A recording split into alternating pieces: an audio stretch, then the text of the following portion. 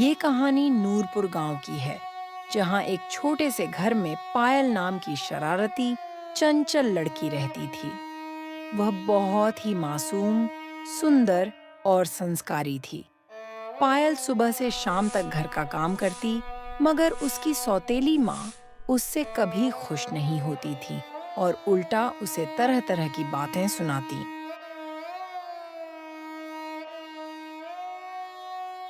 उसकी अपनी सगी बेटियां चंपा और चमेली दिन भर गांव में आवारागर्दी करती रहती थीं।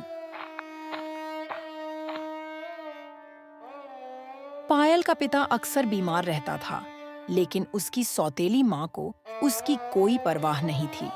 पायल घर के कामों के साथ-साथ अपने पिता की भी देखभाल करती थी।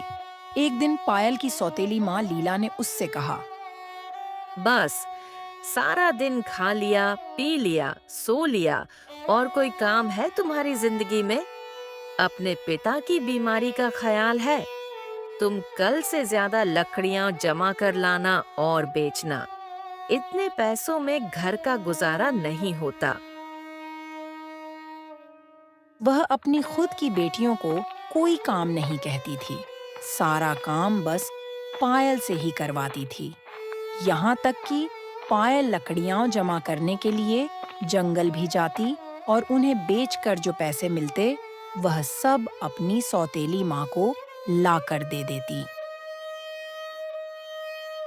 एक दिन लीला का पति लीला से कहने लगा, तुम्हें भगवान का जरा भी ख्याल है लीला?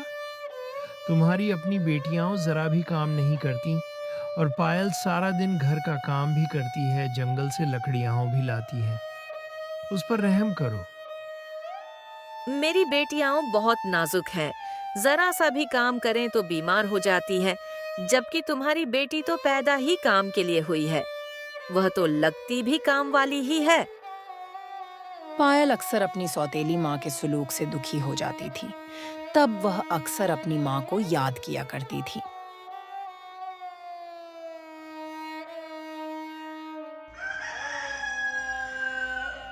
एक दिन जंगल जाते हुए उसकी सौतेली बहनें उसका मजाक उड़ाने लगीं।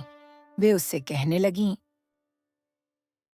ओ पायल, तुम्हारी जिंदगी तो बस घर के कामों में और जंगल आने जाने में ही बीत जाएगी। वैसे आज ज्यादा लकड़ियां इकट्ठा करके पैसे लाना, हमें नए कपड़े चाहिए थे। तुम्हें नए कपड़ों का क्या पता? पायल को उनकी रोज की बातें सहने की आदत हो गई थी। वह उनकी हमेशा की बातों को नजरअंदाज करके जंगल चली जाती। शाम को वह हमेशा की तरह पैसे अपनी सौतेली माँ को दे देती। उसे अपने पिता की बहुत फिक्र सताती थी। वे पायल से कहते हैं, बेटी पायल, क्यों अपना जीवन इन खुदगर्ज और लालची औरतों के पीछे जाया कर रही हो? तुमसे कितनी दफा कहा है कि तुम दूसरे गांव अपनी नानी के पास चली जाओ। वहां कम से कम तुम्हारे साथ ऐसा सुलूक नहीं होगा। अगर मैं खुद किसी काबिल होता तो तुम्हारा ब्याह कर देता। कम से कम तुम अपने घर में सुकून से तो रहती। नहीं पिताजी, मुझे आपकी बहुत चिंता है। मैं कभी भी आपको छोड़कर नहीं जाऊंगी। पिताजी, आप मेरी फिक्र न किया करें। मैं बस इसीलिए इतनी मेहनत करती हूँ कि कम से कम हमें 2 वक्त का खाना तो मिल जाता है। पायल कभी भी अपने साथ होने वाली अन्याय की शिकायत नहीं करती थी। अगली सुबह कुछ लोग चंपा और चमेली का रिश्ता देखने आए। वे सब बातें कर रहे थे कि अचानक पायल वहां आ जाती है। उनकी नजर जब पायल पर पड़ती है, तो वे पहली ही नजर में पायल को पसंद कर लेते हैं और कहते हैं, देखिए बहन, आपकी यह वाली बेटी तो चांद का टुकड़ा है। हमें आपकी यह बेटी बहुत पसंद आई है। हम इसी से ही अपने बेटे की शादी करना चाहेंगे।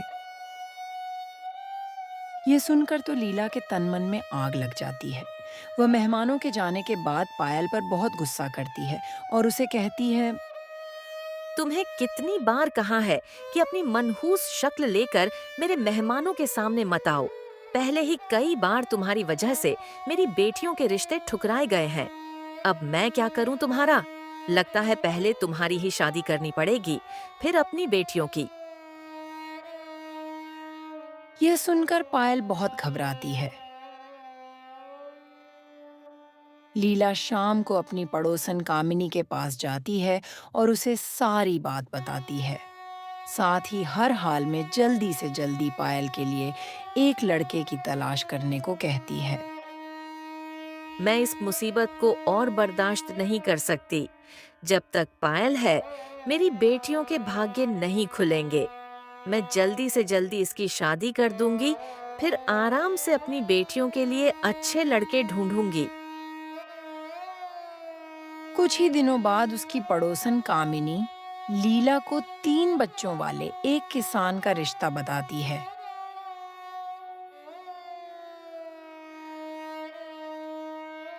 लीला उस किसान को देखकर रिश्ता पक्का कर लेती है।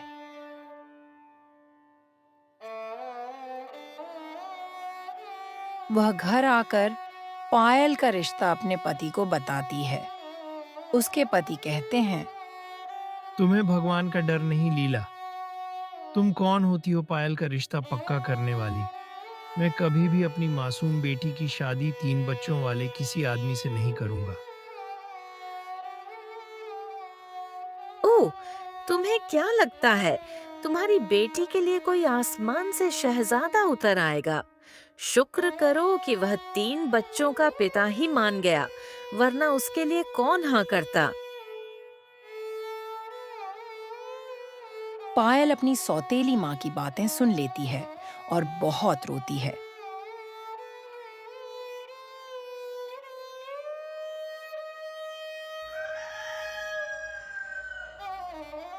अगली सुबह वह जंगल की ओर निकल जाती है। आज वह बहुत उदास थी। उस रिश्ते को लेकर वह बेहद घबराई हुई थी। रास्ते में एक जगह बैठकर वह रो रही होती है कि अचानक उसे एक बूढ़ी औरत मिलती है जो उससे कहती है, क्या बात है बेटी, तुम यहाँ अकेली क्यों बैठी रो रही हो? क्या कहीं जंगल में खो गई हो? पायल उसे अपनी सारी दास्तान सुनाती है। बहुत देर बाद उसे कोई हाल पूछने वाला मिला था। वह तो अपने दिल की बातें किसी से नहीं कहती थी। आज उसे अपना दिल हल्का करने का मौका मिला था। बेटी, याद रखना, जुल्म की उम्र कितनी भी लंबी क्यों ना हो, आखिरकार उसे एक दिन मिटना ही होता है। तुम हमेशा भगवान पर भरोसा रखना, वे कभी तुम्हें अकेला नहीं छोड़ेंगे। जरूर वे तुम्हारी मदद करेंगे। मैं यहीं पास वाले गांव में रहती हूँ। जब भी तुम्हारा दिल करे तुम आकर मुझसे मिल लेना। बेटी, मैं एक हकीम हूँ और अक्सर जंगल में जड़ी बूटियाँ चुनने आ जाती हूँ। तुम्हें कभी भी मेरी जरूरत हो तो पास वाले गांव में मेरा नाम पूछते हुए आ जाना। यह कहकर वह बुढ़िया जंगल की तरफ चली जाती है। पायल भी लकड़ियां चुनकर अपने घर चली जाती है। रात को उसकी दोनों बहनें उसके पास आती हैं और उसका मजाक उड़ाने लगती हैं। वे उससे कहती हैं, पायल, तुम यहाँ उदास क्यों बैठी हो? तुम्हें तो खुश होना चाहिए। तुम्हारी शादी तो हमसे भी पहले हो रही है, और वो भी 3 बच्चों के बाप के साथ। अब देखो ना, अच्छा ही है, तुम्हें जाते ही 3-3 बच्चे मिल जाएंगे और माँ बने रहने की मेहनत भी नहीं करनी पड़ेगी। पायल अपने पिता से इस शादी के लिए साफ मना कर देती है। उसके पिता भी उसे यकीन दिलाते हैं कि ऐसा कभी नहीं होगा। अगले दिन पायल को वह बुढ़िया फिर मिलती है। वे दोनों आपस में बहुत सारी बातें करती हैं। पायल को उससे बातें करके दिल्ली सुकून मिल रहा था। इधर शाम को फिर लीला की बेटियों को देखने लड़के वाले आते हैं। वे उसकी बेटियों को देखते ही मना कर देते हैं। लीला बहुत परेशान हो जाती है और मन ही मन सोचने लगती है, मेरी बेटियां तो बहुत प्यारी हैं, फिर क्यों लोग उन्हें पसंद नहीं करते?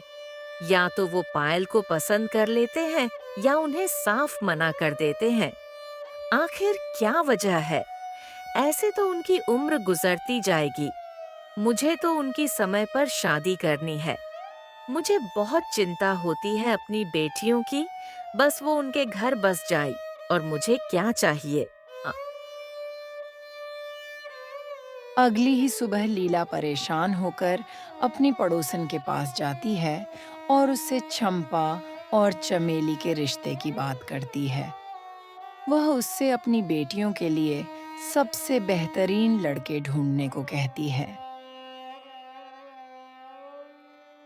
इधर जंगल में कई दिनों तक वह बुढ़िया नहीं आती। पायल कई दिनों तक उसका इंतजार करती है, फिर परेशान होकर उसे दूसरे गांव में ढूंढने जाती है।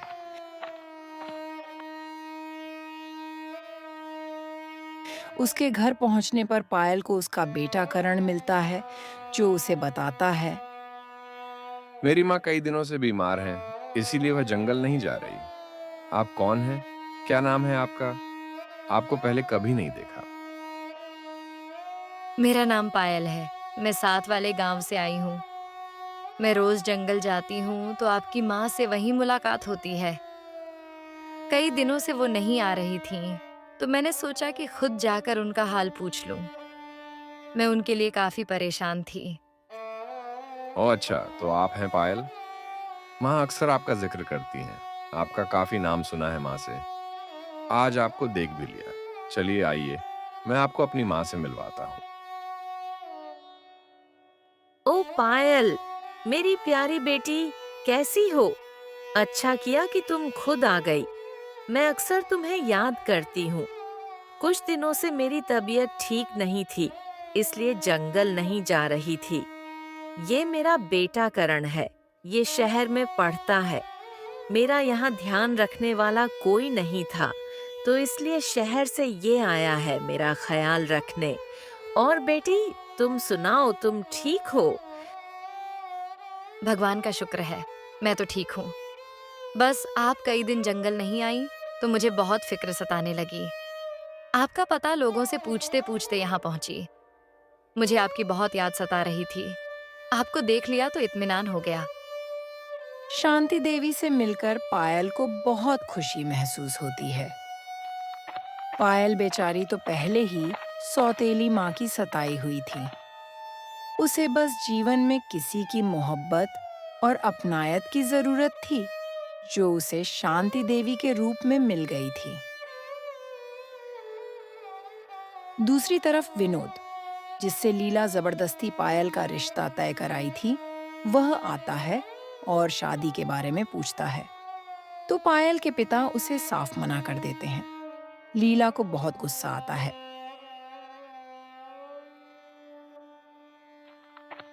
पायल अब जंगल से अक्सर शांति देवी की खबर लेने उनके घर जाने लगी। वह उनका बहुत ख्याल रखने लगी। शांति देवी की अपनी कोई बेटी नहीं थी, इसलिए उन्होंने पायल को अपनी बेटी बना लिया था।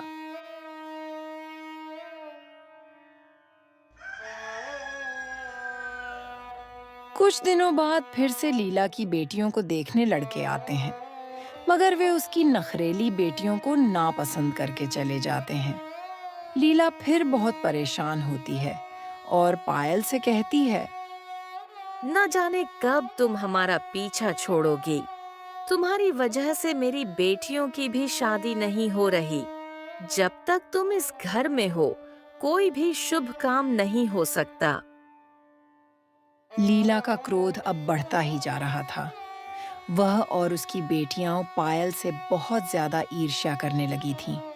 वे पायल को फिर से ताने सुनाने लगीं। पायल, तुमने उन 3 बच्चों के बाप से शादी करने से क्यों मना किया? क्या कोई शहजादा आएगा तुम्हें ब्याहने और अपने महल ले जाने? तुम सारी जिंदगी यहीं बैठी रह जाओगी और बस रोज जंगल से लकड़ियां ही जमा करती रहोगी। पायल आज भी अपनी सौतेली बहनों की बातों को नजरअंदाज कर देती है और जंगल चली जाती है। पायल की मासूमियत और अच्छे स्वभाव की वजह से शांति देवी अपने बेटे करण के साथ पायल के घर अपने बेटे का रिश्ता मांगने आ जाती हैं। लीला उन्हें देखकर बहुत खुश हो जाती है। वह समझती है कि शायद वे उसकी बेटियों के रिश्ते के लिए आई हैं, मगर शांति देवी कहती हैं, आप गलत समझ रही हैं। हम आपकी सौतेली बेटी पायल के रिश्ते के लिए आए हैं। आपकी बेटी बहुत ही प्यारी और संस्कारी है। भगवान ऐसी बेटी सबको दे। भगवान का दिया हुआ सब कुछ हमारे पास है। बस आप हमें अपनी बेटी दे दें। हमें और कुछ नहीं चाहिए। यह सुनकर तो लीला और उसकी बेटियों को जैसे आग ही लग जाती है। वह कैसे बर्दाश्त कर सकती थी कि इतना अच्छा रिश्ता पायल के लिए आए। लीला अपनी बेटियों से कहती है, मैं किसी भी सूरत में पायल का यहाँ रिश्ता होने नहीं दूंगी, चाहे कुछ भी हो जाए। मैं खुद शांति देवी के घर जाकर बात करूंगी।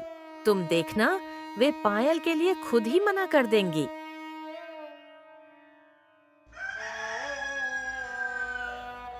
अगली ही सुबह लीला शांति देवी के घर जाती है। वह दिल में हर तरह से पायल के लिए नफरत भरने की कोशिश करती है और कहती है, पायल एक बदचलन लड़की है। उसका किरदार अच्छा नहीं है। पूरे गांव को इसकी बुरी हरकतों का पता है। दरअसल वह किसी की भी बात नहीं मानती। उसका बाप बिस्तर पर है और मुझे वह अपनी माँ भी नहीं मानती। जो दिल करता है वही करती है। मैं आपका भला चाहती हूँ। आप अपने बेटे की जिंदगी बर्बाद न करें। मेरी भी 2 बेटियां हैं जो बहुत सुशील और नेक हैं। आप उनमें से किसी को पसंद कर लें। लीला की बातों पर शांति देवी को बहुत गुस्सा आता है। वे उसे कहती हैं, लीला, तुम्हें शर्म आनी चाहिए। तुम उसकी सगी नहीं, सौतेली ही सही, पर माँ तो हो। तुम्हारी अपनी भी बेटियां हैं, फिर भी तुम उस मासूम पर इल्जाम लगा रही हो। तुम्हें भगवान का डर नहीं है क्या? तुमने आज तक पायल के साथ जो सलूक किया है उसका पूरे गांव को पता है। पायल बहुत संस्कारी और नेक लड़की है, और तुम्हारी बेटियों की जो तुमने परवरिश की है वह भी मुझे सब पता है। ये तुम्हारे कर्मों का फल है कि अब तक तुम्हारी बेटियों को किसी ने भी पसंद नहीं किया। लीला, भगवान से डरो। कुछ ही दिनों बाद पायल की शादी हो जाती है। उसे एक अच्छा पति, अच्छा परिवार और बहुत प्यार करने वाली माँ जैसी सास मिल जाती है। यह सब उसके सब्र का फल था।